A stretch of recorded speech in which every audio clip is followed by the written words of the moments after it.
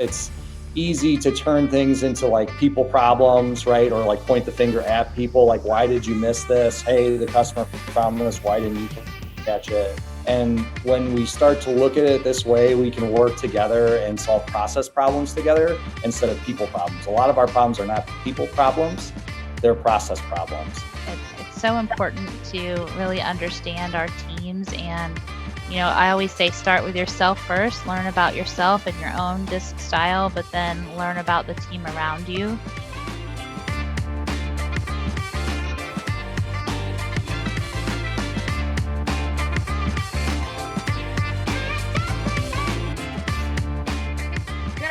Everyone, welcome to the Lean Solutions podcast. My name is Natalie Howden, and I am filling in for Patrick Adams today, who is supporting the Michigan Lean Consortium. And today we are continuing our pre-summit series of the podcast, where we're sitting down with some of our speakers to really get a preview of what they're going to be sharing with us at the Lean Solutions Global Summit. Once again, that summit is taking place September 15th through 17th in Grand Rapids, Michigan at the beautiful Frederick Meyer Gardens. We're truly blessed to be at such a beautiful venue. And the theme of the year is Better Together, People Plus Innovation. So I'd like to take a few minutes and introduce our guests, Cindy Darnell and Steve and Jordan from Gentex. Steve and Jordan, can you give the audience a little bit of understanding about you and your background? Yeah, so Jordan Kimball, Gentex. I've been with the company for about 16 years now, and I've been on and off in continuous improvement for over 15 years. And Steve Burgett, been at Gentex since 2011, also in continuous improvement background as a group leader before that. Excited to be here. Excellent. And Cindy, can you tell us a little bit about yourself? Yeah, sure. So my name is Cindy Darnell. I'm the Director of Operational Excellence for the Americas region for a company called Element. I've been in Operational Excellence for about 8 years, Lean Six Sigma Green Belt, and also have a side business doing leadership, training, coaching, speaking, and DISC certification, which sneak peek into my workshop presentation here.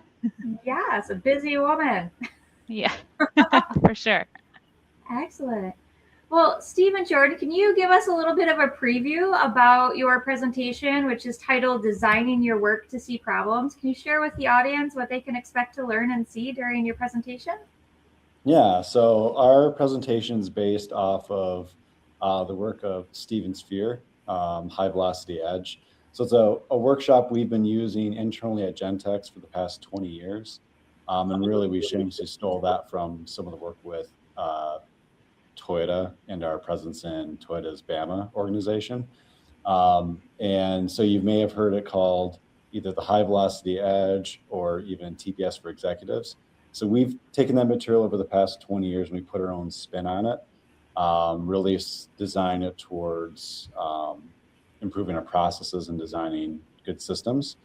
So part of what this does, it allows you to take any process and look at it and break it down into basic elements and decide how you want to structure it to remove ambiguity, have proper escalation, and then again, prevent our customer from finding issues and problems. And once we do, when you do have problems, the system's set up in such a way that you can respond to it appropriately and know what's going on and provide great problem solving. And again, this goes beyond just looking at manufacturing processes. You can apply it to any environment. Really, it applies best to support environments outside of operations. If you're supporting, stuff in accounting, et cetera, it's a really good way to look at all the human work and design work to see problems. So we say the one person will find all of our problems is our customer, and how do we make sure that those don't leak to our customer and that we can resolve those internally. Awesome. I love that you brought up that this applies beyond just manufacturing. So it applies across all processes, which is great because we have such a diverse audience that joins into the podcast and attends the summit.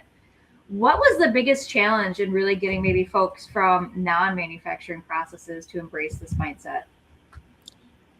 I think the biggest, when we start talking with individuals outside of manufacturing, right, when we understand that maybe there's a lot of support or resources. automation, those types of things that can be applied. Having a tool set you can use to really analyze people's work and be able to provide clarity. One of the biggest issues we have is we've got a lot of people that are highly skilled and do a really good job at managing the chaos and the noise. And we think that, hey, they're such a great job at doing that, we're going to continue to support them by giving them more work and noise. And what we want to do is find a way we want to capture your expertise and your tribal knowledge, and we want to refine it so that way you can work in a system that reduces noise and be a great problem solver and a great innovator. So that's once they had exposure to that, it really opened up the doors, and a lot of people were excited about it. Oh, that's great to hear. What is one key learning that maybe folks can take away from listening to the podcast today that you're going to share with our attendees at the summit? What's one learning that you can share today that our listeners can take home and apply?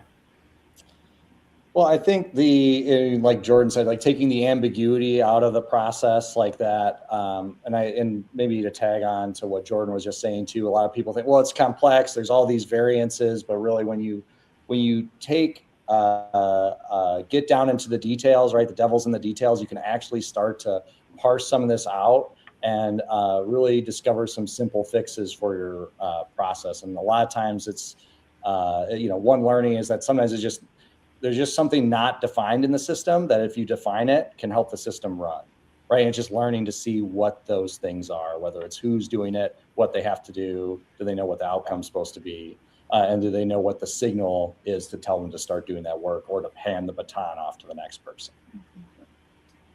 I've found a lot, no matter what process it is, like documenting and making the process visual just leads to a lot of light bulbs going off in people's minds.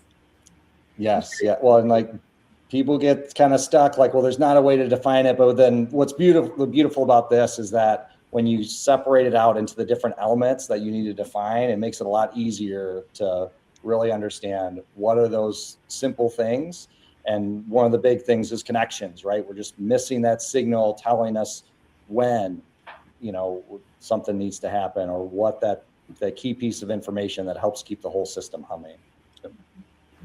Cindy, so your topic is discover the code to better communication. Can you give our listeners a little bit of a preview of what you're going to be sharing? Yeah, so it's based on DISC, and DISC is a personality behavior assessment. And essentially, we're all a blend of 4 different styles, and how we show up at work every day, is different from person to person. And tagging on to maybe what the Gentex guy said here is how we solve problems, how we tackle problem solving and change is different depending on the style that we are. And so, yeah, just taking everyone through, the different DISC styles, their strengths, their motivators, how they, handle change and react to change, and how we can apply that when we're leading a site or a department through a change initiative, like bringing lean in, changing our culture maybe to a lean culture is big, right? And everyone's going to react a little differently, and so learning that can give us maybe a step up in changing that change curve, shortening that change curve when we're doing that. Excellent. What's one misconception that people might have about DISC and how to apply it to communication styles? I think one thing, well, of course there are several things, but one thing for sure is that maybe some styles are bad, or we don't want those styles on the team, and or we want few of those styles. And so it's really good to learn that there are definitely strengths that each style brings, and just learning how to approach those styles can make the difference, right? And so I think that's a big misconception that people have, is that, well, we really want to tailor our team, and maybe not have the people that are so confrontational, and we need those people, right? We need those decisive, bold folks that will make decisions. And so, yeah, I think that's one that will be fun to learn about in this session. Yeah, and it makes me think back to what Steve and Jordan were just talking about. And we also need some people that are really good at getting into the details to help us. Absolutely. Between. Absolutely, for sure. And, I think even just putting those folks that may be a little hesitant about change and learning why they're hesitant about change. And it could be that they want more details, right? It could be that we just haven't really satisfied their need to have information, and providing that extra level of information may make that change acceptance a little smoother. So yeah, I think that's important. Yeah, it's going to be such an interesting topic. What if you can give all of our listeners today one key learning, one thing that they can take back and apply to their work today without listening to your whole presentation? What would that be? I think it would be that we all can only control ourselves, and we can control our approach, right? So we can't control anyone around us, but if we can learn that there are different styles and we can adapt, I think that's the biggest takeaway for sure that would have impact. That's an excellent one. Thank you. Yeah. So back to our topic, our theme for the year of better together, people plus innovation. Steve and Jordan, can you share how really your workshop is hitting on the theme of how people and innovation are better together? Yeah, well, I think, as we were reflecting on this and the work we're actively doing here, using these tools, right? It's easy to turn things into like people problems, right? Or like point the finger at people, like, why did you miss this? Hey, the customer found this. Why didn't you catch it? And when we start to look at it this way, we can work together and solve process problems together instead of people problems. A lot of our problems are not people problems, they're process problems. So this is a fun tool to get people working together, and it works best when you have people from all layers. We have workshops going on right now where we have everyone from the front line to the support engineers, to leadership, looking at all the different levels to design a good system that works for everybody. And over the years, as we've done this, we've taken things from a whiteboard that become part of our homegrown software integrated systems that help us be successful today. So, awesome. Yeah, that's the. Yeah, and I think that, like I hit on earlier, the big thing is it's how to, in terms of developing people and developing processes around people, how do you take the noise and chaos that we all deal with and live with and create some standardization and stability? And then it allows our team members who are involved in the process, right, not to take away their skills, but to allow them to be problem solvers and to be proactive versus always firefighting. So that's one of the big things too, is you can allow that room for innovation for teams to see other things they didn't see before because they're so busy just in the day-to-day details and fighting fires and chasing after things and trying to chase through the ambiguity. So it allows us to, what may feel like you're handcuffing yourself because you're defining the process, following standard work. What that allows you to do is, again, innovate and improve your processes. Yeah, I don't know how many times I say in different events or when I'm talking to folks, a bad process will beat a good person every single day of the week.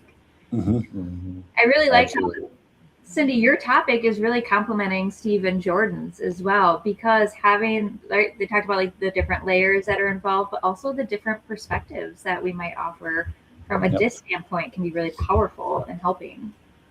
Yeah, absolutely. And it's so important to really understand our teams. And, I always say start with yourself first, learn about yourself and your own DISC style, but then learn about the team around you.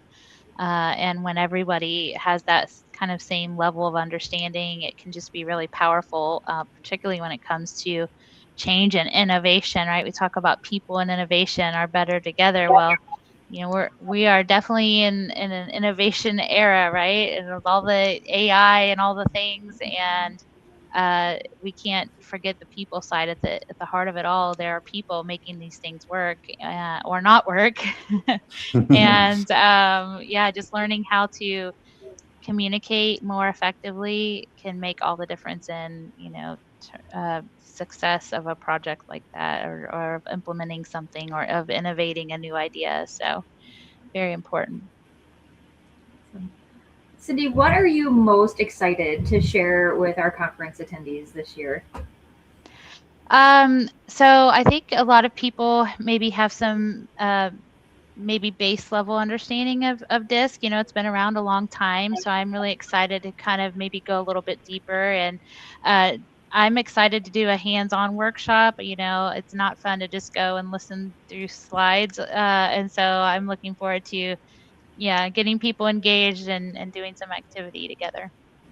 Perfect. Do you have any previews of any activities that you can share with us without giving away too much? It will just be some movement in the room. I'll just leave it at that. All right. I like it. Steve and Jordan, what about you? What are you most excited to share with your workshop attendees?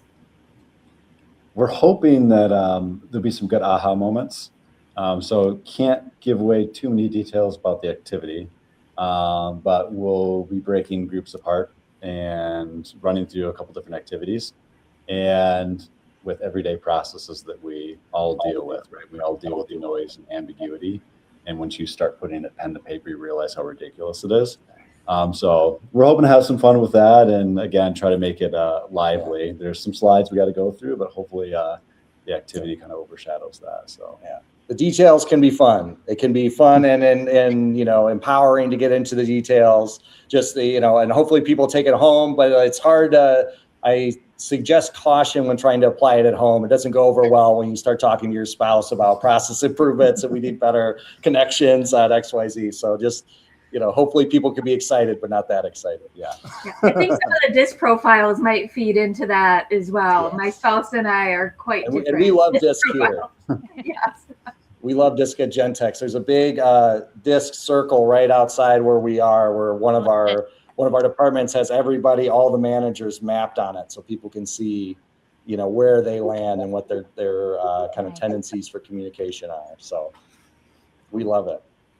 Perfect. Yeah, I've used it in my past life, and it's been very eye-opening to know. I know what my weaknesses are in terms of my DISC profile, and making sure I'm tapping into the folks on the team that can cover my weaknesses and I can help cover theirs. It's been very helpful in my career so far. I've had some of my biggest ahas as a leader about understanding that, the wavelength, the way I'm communicating doesn't always work for people. And so when I learned how to start tapping into some of those different frequencies, it was I'm trying to talk to people I want to be talked to, but there's somebody different that wants to be talked to or hear something different. Mm-hmm. So I might think I'm coming off blunt, but they're like, thank you, music to my ears. You're telling me exactly what you want me to do, or you want me to understand. So it's great stuff. Someone told me that one time. They said, I'm a D, and Ds, we always have our big boy panties on. Just tell it like it is. We'll be okay. We're not going to get our feelings hurt. And that just sticks with me all the time. It's because that is not my style personally, but knowing that and setting that stage is okay, I get it now. Yes, exactly. It can be so helpful to understand your audience and to understand how to play to different audience, especially all of us. We have many years experience in change and continuous improvement across lots of different industries, etc. And I think that piece of how do you interact better with people is so important and can be so powerful and have a profound impact on how your results play out. Mm-hmm. So also, Steve and Jordan, you are one of our tour locations. So the Gentex team is been gracious enough to invite our attendees. So September 15th is our tour and classroom day. And so with being one of the tour locations, can you share with the group what people can expect to see at your location? Yeah, we've got it broken into two parts. We've kind of general overview and seeing some of the systems and things we're using out in operations. So those that come from a manufacturing background, I think will be some things that really resonate. And then the other half of the tour is going to be focused on our Kata process, Kata growth, and Kata sustainment. I know one of the things that we've always been hungry for is we've gone to different conferences and summits in the past. It's great. We've started Kata. We've got our Kata starter going. We have a couple coaches. a couple learners, how do I grow it to all the other plants I have in my organization or all the other buildings, departments? How do I grow that and sustain it? So we've been working at that for the past 7 years on really growing that and developing our own program around it. And again, what you'll see is what works for us and may not work for you, but there could be some good takeaways, and we can share some of our learnings, some of our fails with it, and what we're doing to have that as part of our people development process. So it's not just getting katas going and trying to save money. It's around how do we use this process as a pipeline to develop people, give them the skills and tools they need, and then really embed it into our culture. So we've had some learnings, and we're excited to share that as well in the tour as kind of we call it our inception kata on how we really grow that culture of sustainment. Excellent. That'll be exciting. I don't know which event I'm going to end up supporting, but I hope I get to come in and see your site. Yeah. Any other key nuggets that you would like to share, Cindy, with any of our listeners or folks that are interested in attending the summit? Like, why should they come? Besides the beautiful location that we're going to be at this year, why should they attend the summit this year? Yeah, I'm actually excited. I've never been to the Frederick Meyer Gardens, so I'm looking forward to that. And I keep hearing about how beautiful it is. But I would say, come if you're curious about people, right? I love people. I love all the assessments, whether it's DISC or Myers-Briggs. I love doing all of those. And so if that is interesting to you, I think it will be something that you take away and learn. How does this apply in the lean world? Because I think not everyone sees how a tool like DISC can support a lean initiative or a lean culture change. And that's really what I want people to take away from my session is it is a tool that you can use on your journey with lean and just how that applies. And honestly, so much more than just lean. Much more. It can help with no matter what your experiences is from continuous improvement. It's a great tool to support you on your leadership journey, no matter what your path is. Yeah, for sure. Steve and Jordan, what about the two of you? Well, I think it is energizing if you're a change agent, trying to be a change agent in your organization, to be around other change agents. I think we all can get, beaten down a little bit by the challenges that we're facing, right? We talk about headwinds in our company, the headwinds we face, and those can be challenging, especially around change and thinking differently. To be around other people is energizing, to go and do that hard work to make change in your organization. And just the learning new tools. You never know where you're going to find that little nugget. 2 years ago is when we discovered the Kata Coaches Dojo, and that's been a journey that's helped us take the next level in our Kata practice. It'll be part of what we share, during the tour, to find that one thing that's going to connect with you, and you'll be able to apply and take you to the next level. I'm excited. I don't know that I can join both your workshops because I'm running a workshop, but I think maybe at the same time. A lot going on. Yes. But for our listening audience, Cindy and Steve and Jordan are just a few of our amazing workshop speakers that we have lined up. We have so many different options for items that you can attend and workshops that you attend, and really with a focus on, we don't want this to be any other conference. There's going to be takeaways that you're going to learn over the few days at the conference that you can immediately take back and apply to your work, which is exciting. It's great to hear. Steve and Jordan, I think I know the workshop that you're talking about from a couple of years ago. And Cindy, I know you've done a lot of awesome workshops for us in the past. So I'm excited to see both of your groups at the summit this year. So Thank you to Steve and Jordan, to you as well, Cindy. So as a reminder to our listeners, our Global Lean Solutions Summit is taking place September 15th, 16th, and 17th in Grand Rapids, Michigan at Frederick Meyer Gardens. September 15th is our tour and classroom day, and then we'll have the 2 days on site at the summit, the 16th and 17th. We do have a special code for all of our listeners. If you use code VIP, you will get a special discounted price. So please join us. We're excited. The lineup's amazing. The venue's going to be amazing, and we hope to see all of you there. Thank you.